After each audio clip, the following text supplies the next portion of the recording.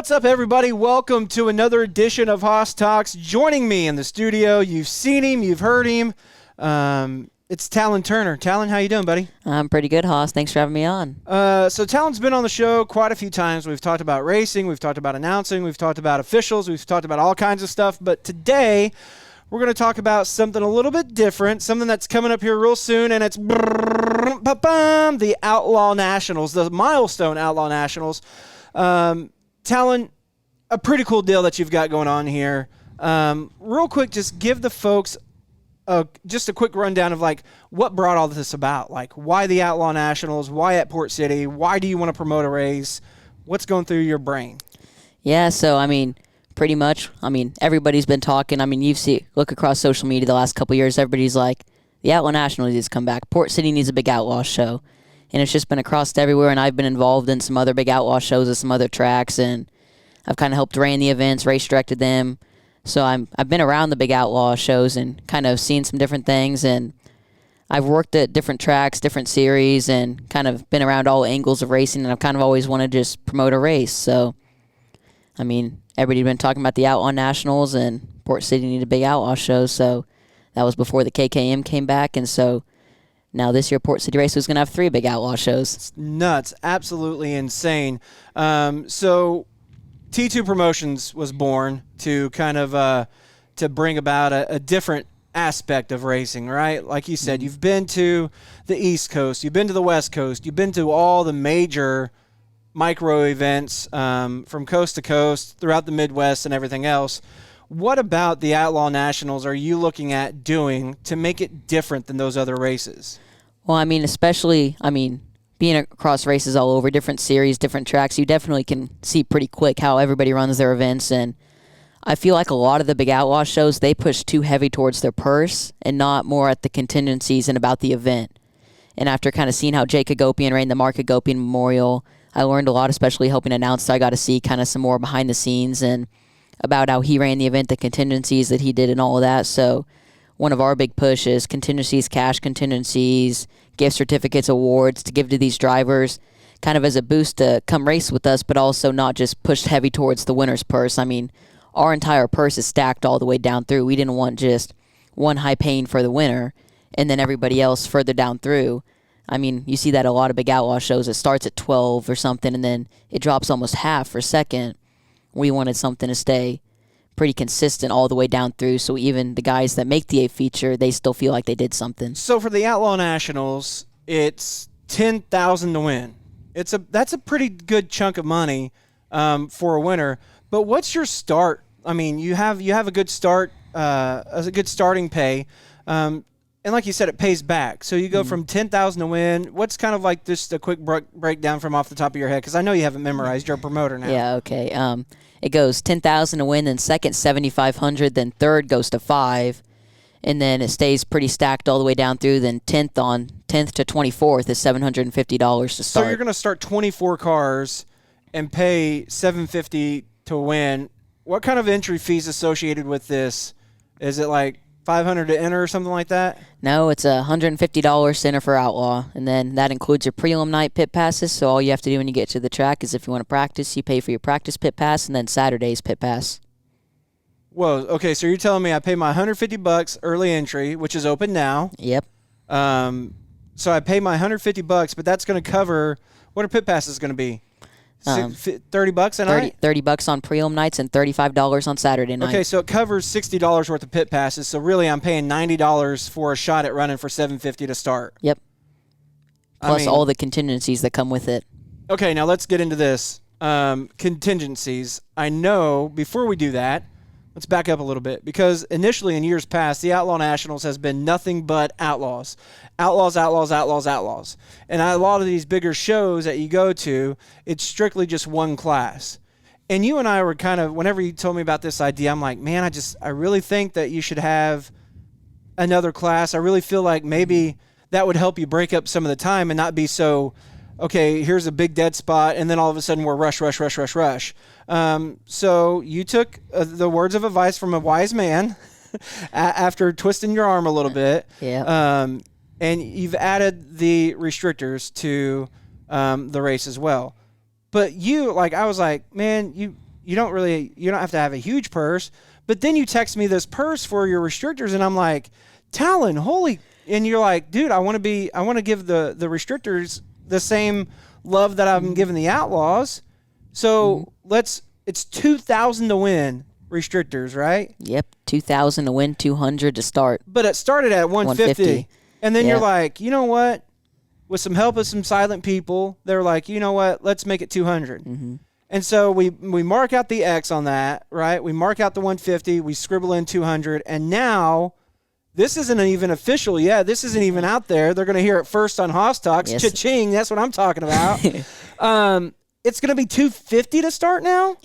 Yep, $2,500 to win. Whoa, you didn't tell me about that. Yep. $2,500 to win. You better get your restrictors. X's ready, Haas, because we're about to release another purse. Golly.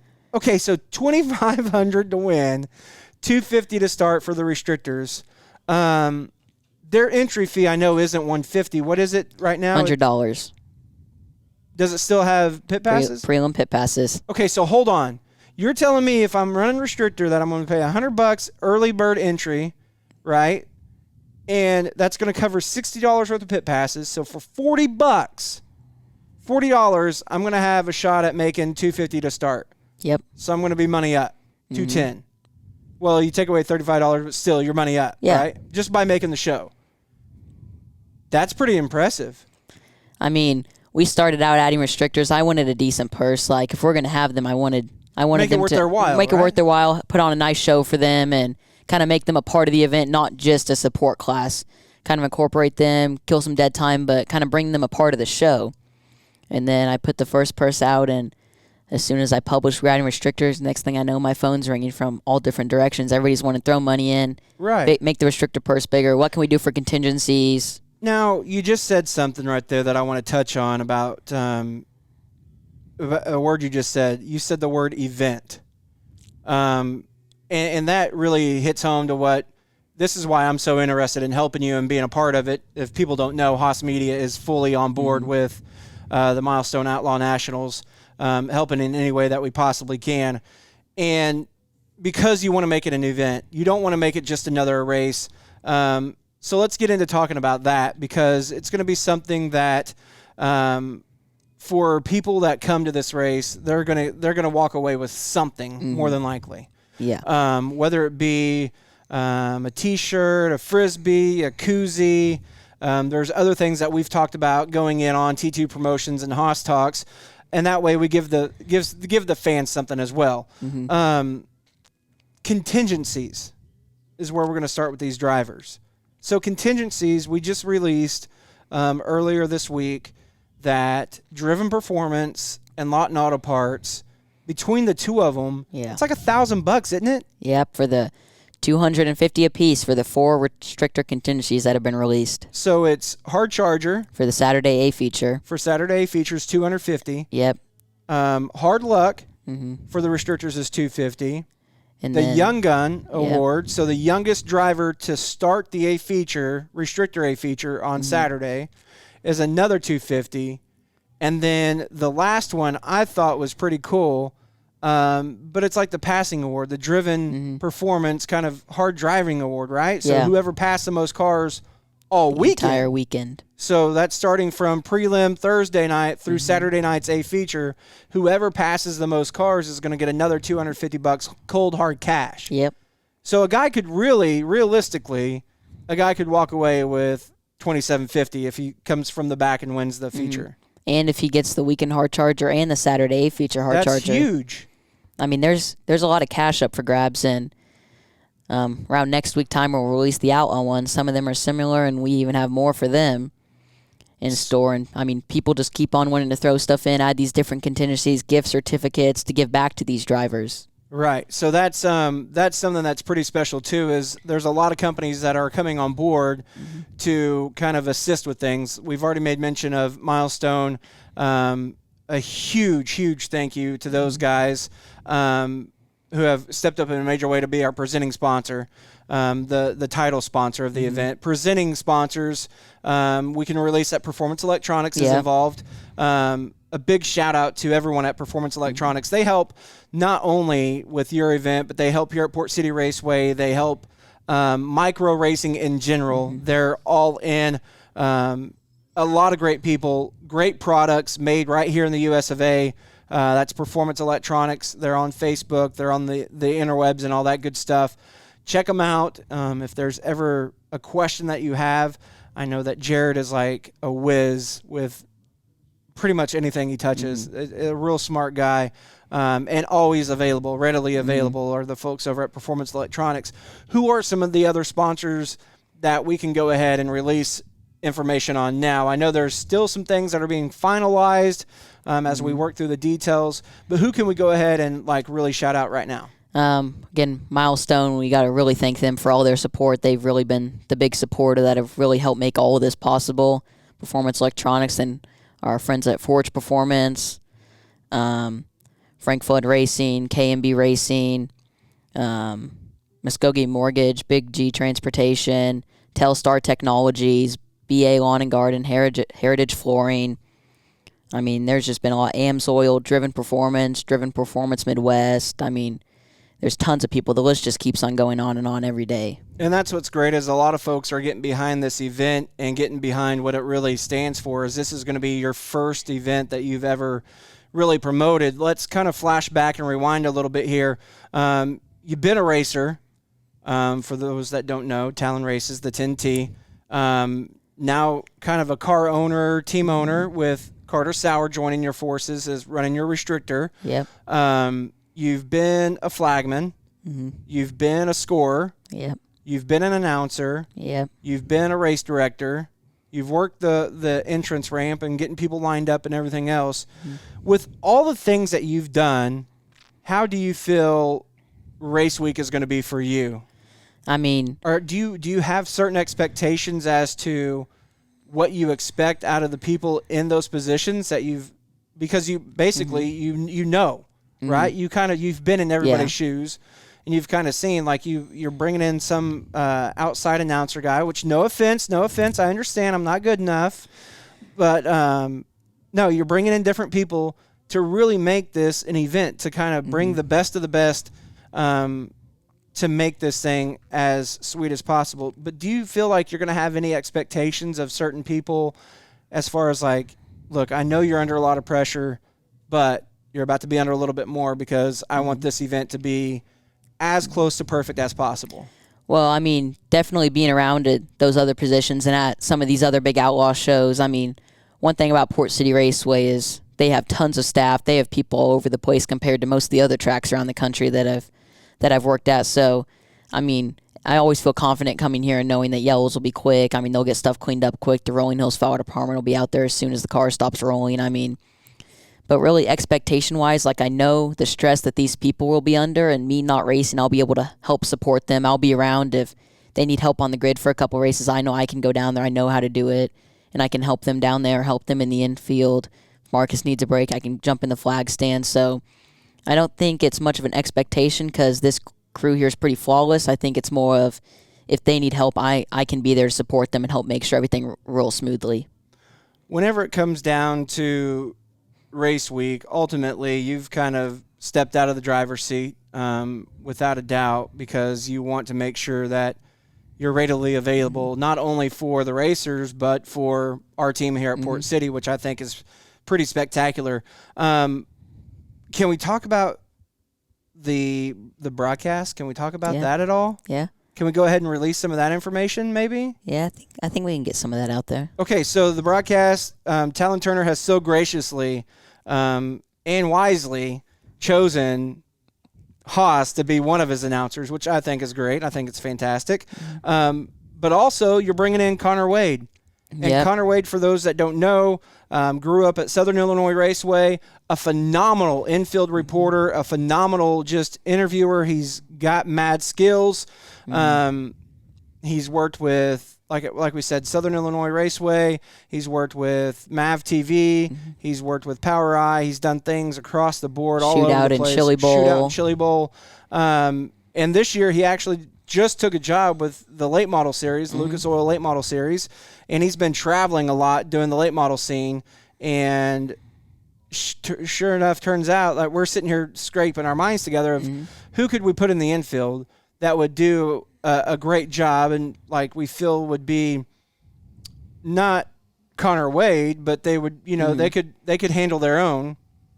And we have a name that we've kicked around, and we won't mention that yet because we haven't finalized it. But we're going to invite her. That's all we're going to say. It's a her.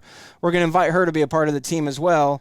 And that way we can get Connor in the booth a little bit and do a little bit of color commentary with me. But Connor Wade calls up and he's like, hey, I'm off that weekend. Do you still want me to come be a part of your show? And we're like, yeah. Bro, yeah. Yeah, absolutely. So Connor Wade's going to be joining the broadcast with us. And speaking of broadcast, it all will be broadcasted. Every night of racing will be broadcasted on Fast 4 Media. So Kyler Shaw, one of the grassroots racing, like, in my opinion, probably the most underrated dude whenever it comes to broadcasting. He's been pursued by every broadcasting group out there. But he's totally grassroots. He's all about the micro scene. He's all about the kart scene. He's the one that has handled the High Banks Hustle, the Terry Sprague Memorial.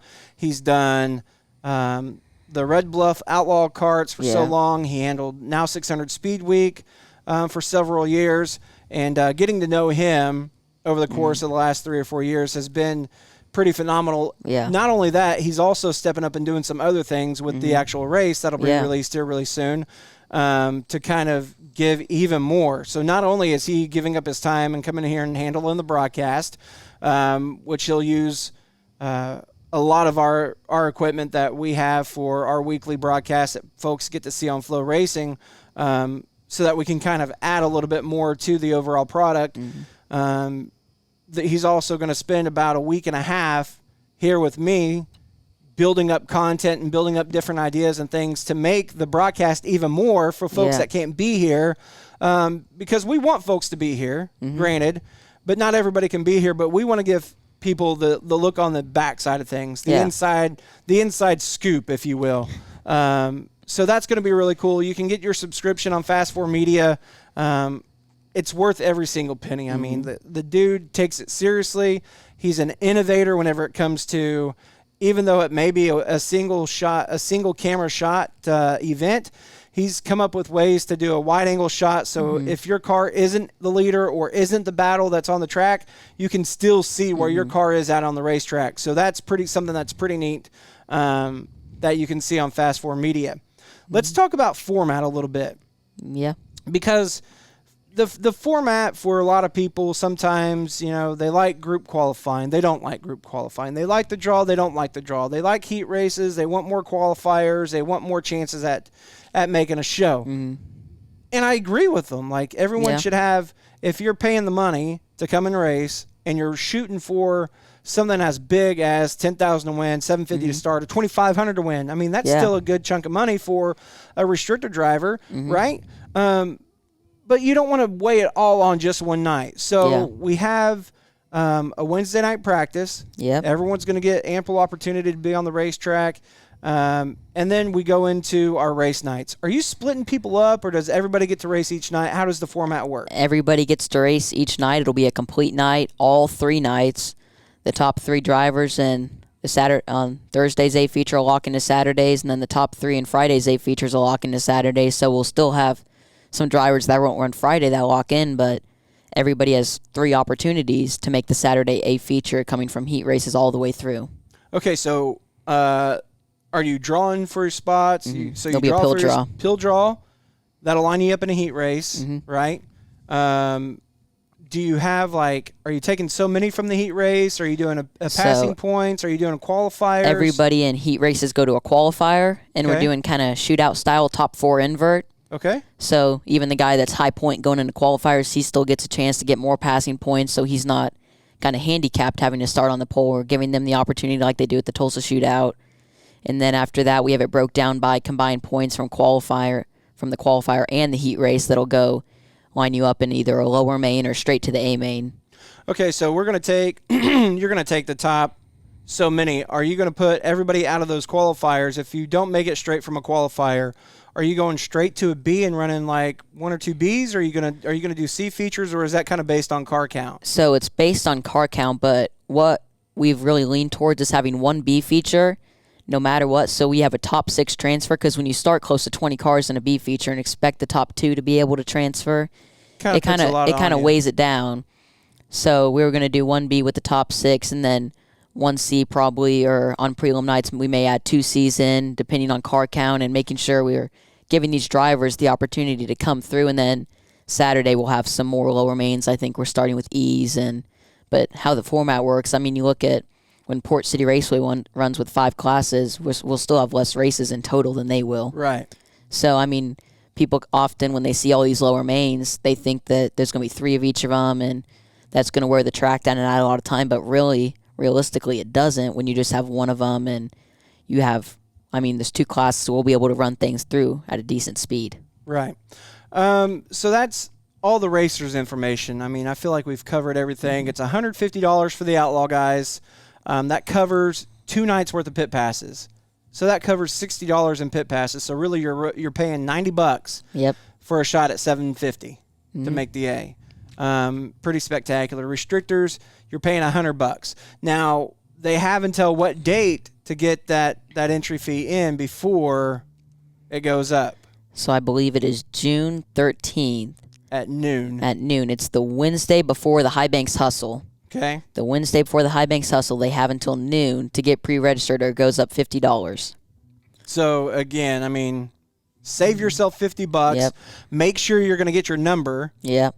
And come race the Outlaw Nationals. I mean, that's pretty much all you need to know is just come race the Outlaw Nationals. I mean, please, hook us up. We've been eating ramen for the last month and a half.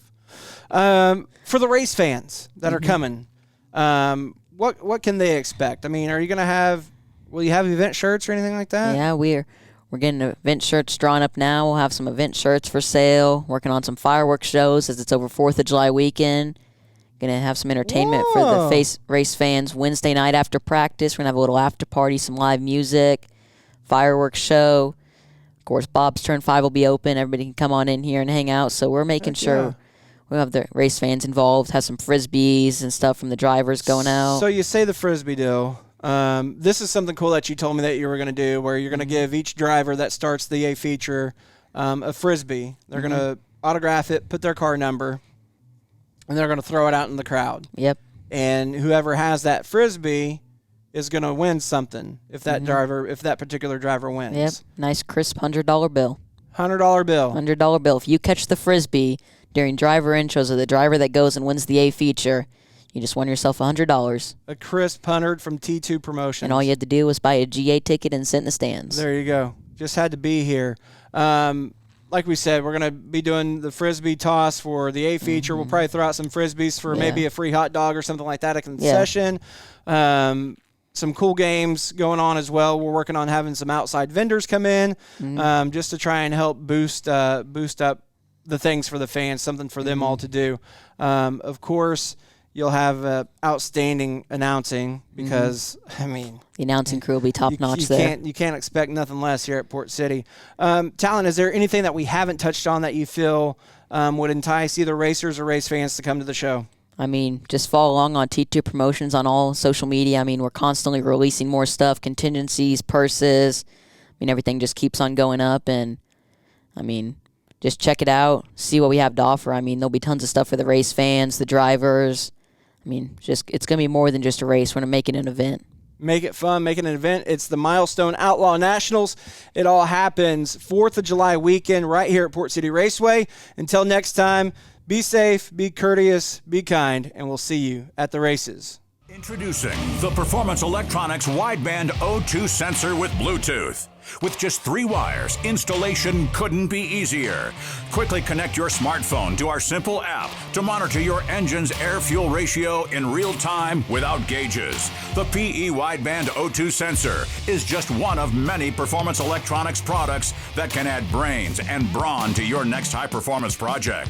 Find them all at pe-ltd.com.